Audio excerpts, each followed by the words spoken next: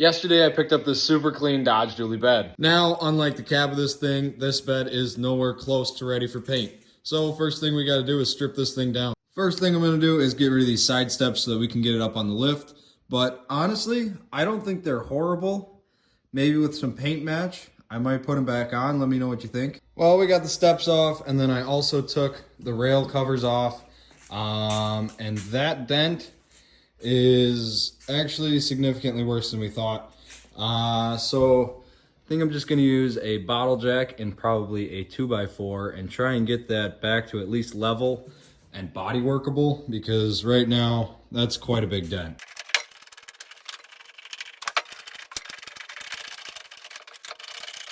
Well, as you can see, we kind of straightened the rail, but this part here is double layered, so this is actually another sheet of metal put on top.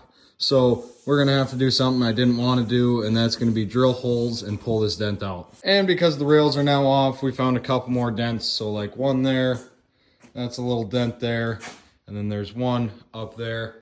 And the back of the bed is a little bit bent up as well, along with this fender here. Now, I do realize this is a 30-year-old work truck and nothing about it's going to be perfect. All it means is we've got quite a bit more body work to do before we get to the final product. Well, we stripped out everything from the top half of this thing, so now let's get it up on the lift and then we'll strip the rest of the bottom half.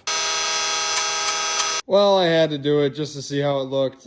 I mean, for a second gen, she's gonna look pretty nice. Well, I no longer like the steps. Add a bolt break off. This actually is a bedside support.